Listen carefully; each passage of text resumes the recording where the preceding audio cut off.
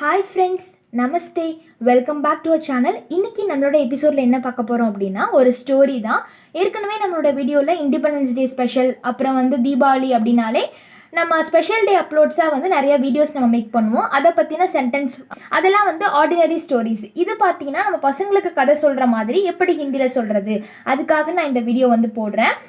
நிறைய வார்த்தைகள் தெரிஞ்சுக்கிட்டாலே நம்மளால் ஹிந்தியில் அழகாக சென்டென்ஸ் மேக் பண்ண முடியும். இது நம்மளுடைய சப்ஸ்கிரைபர் ஒருத்தவங்க கேட்டிருந்தாங்க, அவங்களுக்காக நான் இந்த வீடியோ நான் மேக் பண்ணுறேன். இதே போல் உங்களுக்கும் எந்த மாதிரியான கண்டென்ட்டில் வீடியோ வேணும் அப்படின்றத மறக்காமல் கமெண்ட் செக்ஷனில் சொல்லுங்கள். இந்த வீடியோ எப்படி இருந்தது அப்படின்றதையும் மறக்காமல் சொல்லுங்கள். இந்த வீடியோவை பண்ணாதீங்க, உங்கள் ஃப்ரெண்ட்ஸ் அண்ட் ரிலேட்டிவ்ஸ்க்கு ஷேர் பண்ணுங்கள், லைக் பண்ணுங்கள், ஆஸ் வெல் அஸ் சப்ஸ்கிரைப் பண்ணிக்கோங்க.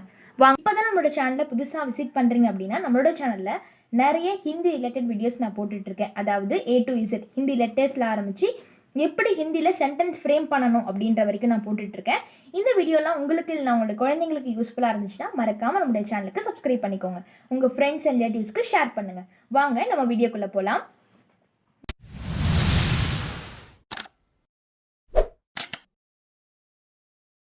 ஃபஸ்ட்டு எ தேர்ஸ்டி க்ரோ இந்த ஸ்டோரி பற்றி தான் பார்க்க போகிறோம். இது எல்லாருக்குமே தெரிஞ்சிருக்கும். அதாவது காகம் தாகமாக இருக்கக்குள்ள அந்த கதை வரும் இல்லைங்களா, அது எப்படி தண்ணி குடிச்சுது அப்படின்ற கதையை தான் நான் ஹிந்தியில் கொடுத்துருக்கேன். ஃபஸ்ட்டு எ தேர்ஸ்டி க்ரோ அப்படின்றத ஹிந்தியில் எப்படி சொல்லணும் அப்படின்னா, ஏக் பியாசா கௌவா. ஏக் பியாசா கௌவா. பியாசா அப்படின்னா தேர்ஸ்டி அப்படின்னு அர்த்தம். தேர்ஸ்டினா என்னது? தாகம்.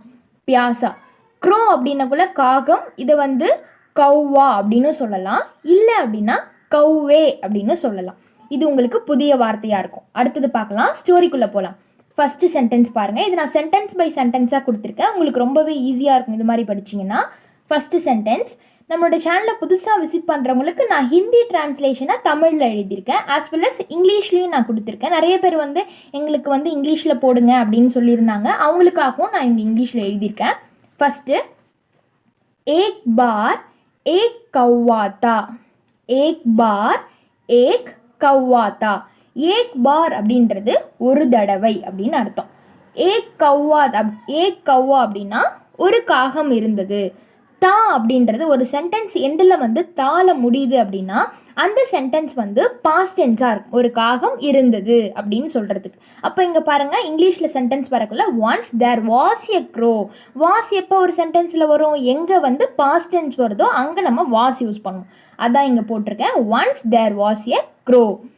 ஏக் பார் ஏக் கௌவா தா அப்படின்றதா இதனுடைய அர்த்தம். இதில் புதிய வார்த்தையாக நீங்கள் கற்றுக்கிறது என்ன அப்படின்னா, இந்த கௌவா அப்படின்றது ஹிந்தி லெட்டர்ஸ் எழுதக்குள்ள இது 2 லைன் நோட்டு ரூல்டாக இருக்கிறதுனால மேல் லைனை மட்டும் டச் பண்ணி எழுதுனீங்கன்னா அழகாக இருக்கும். கௌவா. கௌவா அப்படின்னா க்ரோ அப்படின்னு அர்த்தம். ஓகேங்களா? அடுத்தது நெக்ஸ்ட் சென்டென்ஸ் பாருங்கள்.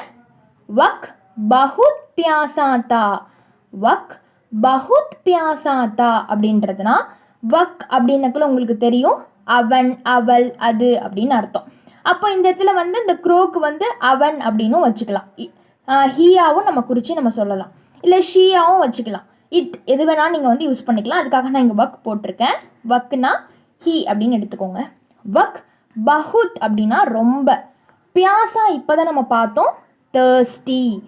பியாசாத்தா அப்படின்னா அந்த காகத்துக்கு ரொம்பவே தாகம் அதிகமாக இருந்தது.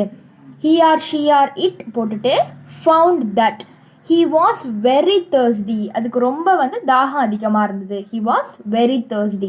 இப்போ இதில் உங்களுக்கு தெரிஞ்சுக்கிற வார்த்தை பியாசா. பியாசா அப்படின்னா thirsty. பகுத் அப்படின்னா வெரி, ரொம்பவே அப்படின்றது. அடுத்து நம்ம சென்டென்ஸ் பார்க்கலாம். இப்போ இதில் ஒரு காகத்தை நம்ம பார்த்தோம், அதுக்கப்புறம் அது ரொம்ப தேர்ஸ்டியாக இருக்குது அப்படின்ற வரைக்கும் நம்ம பார்த்தோம் இல்லைங்களா.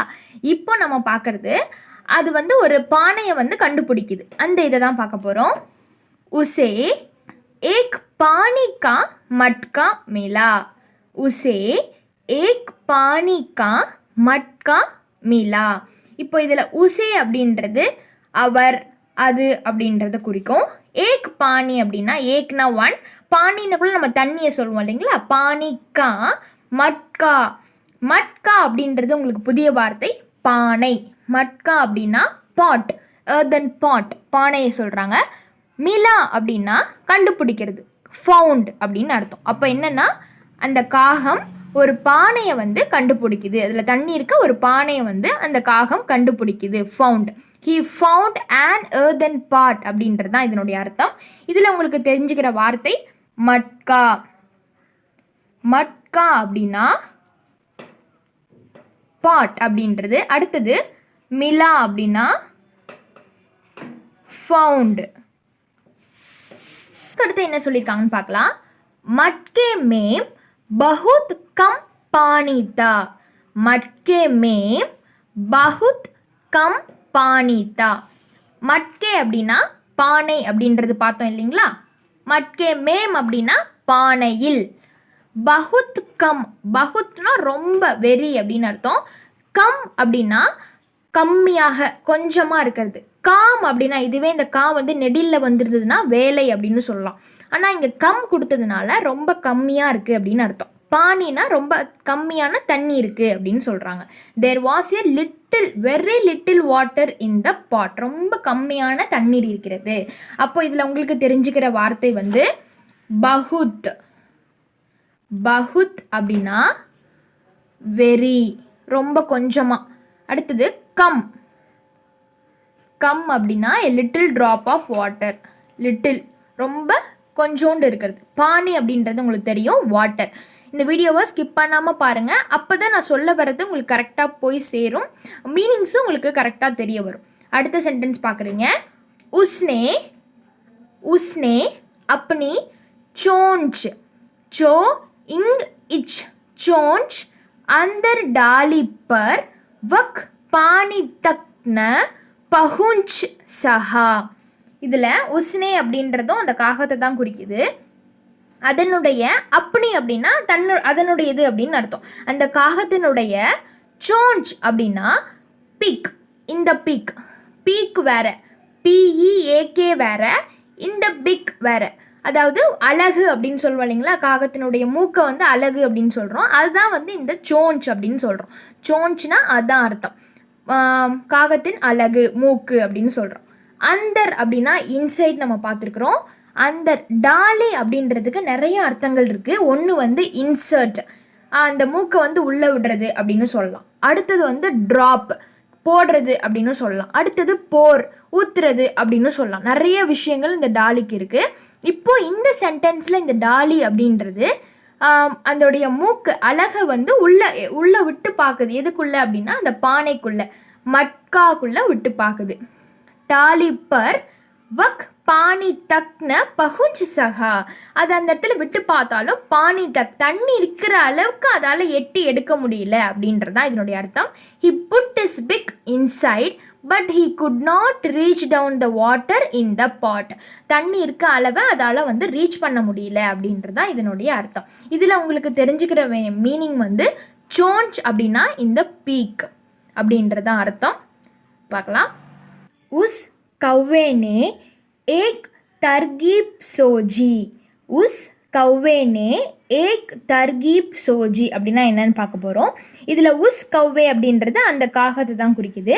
நே ஏக் தர்கீப். தர்கீப் அப்படின்றது ஒரு புதிய வார்த்தை. தர்கீப் அப்படின்னா பிளான், ஒரு விஷயத்தை அந்த காகம் வந்து பிளான் பண்ணுது. சோச்சி அப்படின்னு ஒன்று கொடுத்துருக்காங்க. தர்கீப் சோச்சி அப்படின்னா அது யோசனை பண்ணிக்கிட்டே, சிந்திக்கிறது, திங்க் பண்ணி அப்புறம் ஒரு பிளானை கண்டுபிடிக்குது. தாட் எ பிளான். த க்ரோ தாட் எ பிளான் அப்படின்றதான் இதனுடைய இந்த சென்டென்ஸினுடைய அர்த்தம். இதில் உங்களுக்கு புதிய வார்த்தையாக இருக்கிறது எது அப்படின்னா இந்த தர்கீப். தர்கீப்.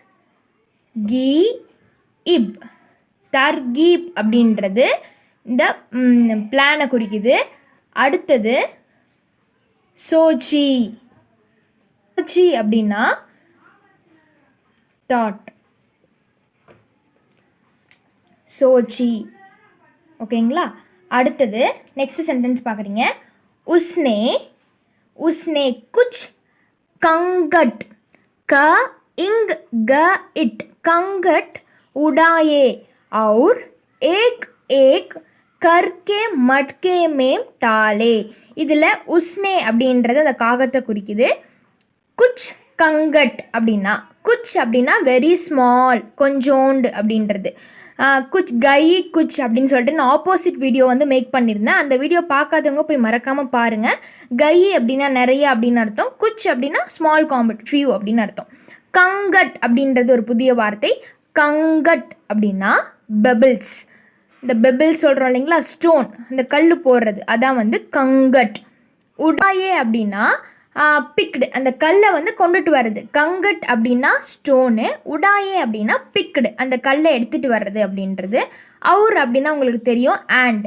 ஏக் ஏக் அப்படின்னா ஒன்று ஒன்றாக, ஒரு கல்லாக அது போடுது. கர்கே மட்கே மேம் டாலே, மட்கே அப்படின்னா அந்த பாட், பானை இருக்கு இல்லைங்களா, பானையில். மேம்ன்றது பானையில், மேம் வச்சு நான் வந்து வீடியோ மேக் பண்ணியிருந்தேன். அந்த வீடியோவும் போய் மறக்காமல் பாருங்கள். மட்கே மேம் டாலே. டாலேக்கு நான் நிறைய அர்த்தங்கள் சொல்லியிருந்தேன். ஒன்று வந்து இன்சர்ட், அப்புறம் வந்து ட்ராப் பண்ணுறது, ஒரு விஷயத்தை ட்ராப் பண்ணுறது, அப்புறம் போர், இதெல்லாம் வந்து இதனுடைய அர்த்தங்கள் சொல்லியிருந்தேன் இல்லைங்களா. இந்த இடத்துல வந்து நம்மளுக்கு டாலேக்கு என்ன வருது அப்படின்னா ட்ராப் அப்படின்ற மீனிங்கை தான் குறிக்குது.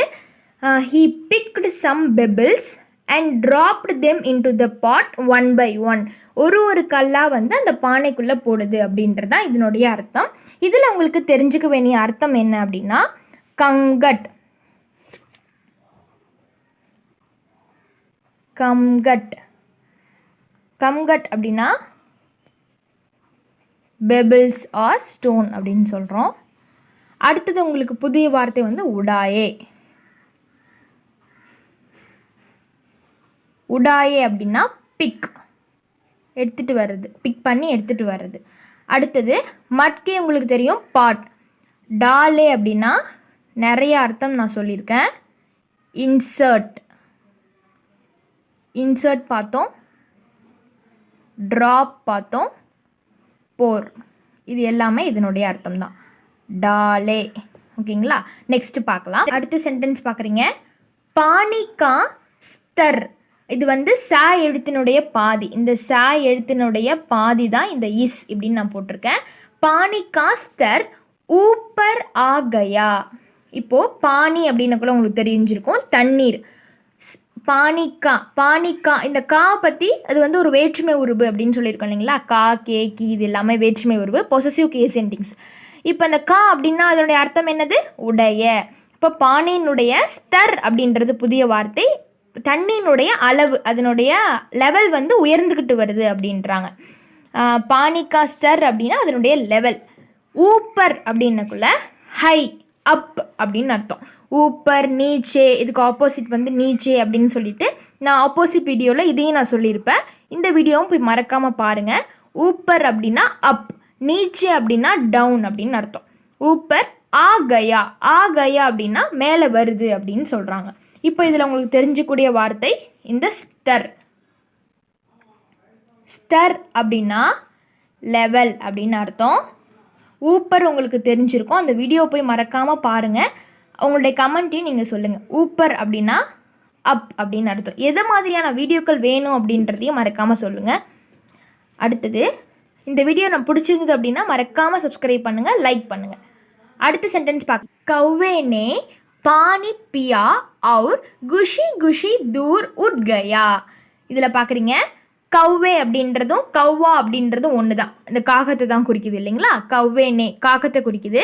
பானி அப்படின்னக்குள்ள வாட்டர். பியா அப்படின்னக்குள்ள இந்த பி அப்படின்றது நான் சொல்லியிருக்கேன் இல்லைங்களா, அந்த இம்பரேட்டிவ் சென்டென்ஸ்லாம் வரக்குள்ளேயே நான் சொல்லியிருப்பேன். பிஓ, பிஜிஏ அப்படின்னு சொல்லியிருப்பேன். இந்த பி அப்படின்றது வந்து நம்ம ட்ரிங்க் அப்படின்னு அர்த்தம். நம்ம வாட்டர் வரக்குள்ள இந்த பி சொல்லுவோம். ஃபுட்டை எடுத்துக்கிட்டோம் அப்படின்னா கானா அப்படின்னு சொல்லுவோம். பியா அவுர் குஷி குஷி, அவருன்னக்குள்ள ஆண்டை குறிக்குது. குஷி குஷின்னா ரொம்ப ஹாப்பியாக, ரொம்ப ஹாப்பியாக. தூர் உட் கயா, தண்ணியை வந்து குடிச்சிட்டு ரொம்ப ஹாப்பியாக தூரமாக பறந்து போயிடுச்சு அப்படின்றதான் என்னுடைய அர்த்தம். தூர் உட் கயா, ரொம்ப தூரமாக பறந்து போயிடுச்சு. The crow drank the water and flew away happily அப்படின்றதான் இதனுடைய அர்த்தம். இதில் உங்களுக்கு தெரிஞ்சுக்கக்கூடிய வார்த்தை அப்படின்னு பார்த்தீங்கன்னா குஷி குஷி. குஷி குஷி அப்படின்னாலே ஹாப்பி அப்படின்னு அர்த்தம். குஷி குஷின்னு சொன்னால் ஹாப்பிலின்னு சொல்கிறாங்க. தூர் அப்படின்னு பார்க்குறீங்க. தூர் அப்படின்னா ரொம்ப டிஸ்டன்ஸ், தூரமாக பறந்து போயிடுது. உட் கயா அப்படின்னா away, flew away. Ud gaya, flew away. ரொம்ப தூரமாக ஹாப்பியாக பறந்து போயிடுச்சு. இதான் வந்து ஹிந்தியில் நம்ம எப்படி மேக் பண்ணுறது அப்படின்னு இந்த வீடியோவில் பார்த்தோம். இதே போல் உங்களுக்கு ஸ்டோரிஸ் வேணுனாலும் நான் அடுத்தடுத்த வீடியோவில் மேக் பண்ணுறேன். கிராமர் செஷனும் நம்மளோட வீடியோவில் வரும். இந்த வீடியோவில் உங்களுக்கு யூஸ்ஃபுல்லாக இருந்துச்சுன்னா மறக்காமல் ஸ்ரீ ஸ்வயம் சேனலுக்கு சப்ஸ்கிரைப் பண்ணுங்கள். உங்கள் ஃப்ரெண்ட்ஸ் அண்ட் ரிலேட்டிவ்ஸ்க்கு ஷேர் பண்ணுங்கள், லைக் பண்ணுங்கள். ஓகே ஃப்ரெண்ட்ஸ், பாய். வீட்டில் இருப்போம், மொழியால் இணைவோம். தன்யவாத். இது வரைக்கும் நம்மளோட வீடியோவை ஸ்கிப் பண்ணாமல் பார்த்ததுக்கு ரொம்ப ரொம்ப நன்றி.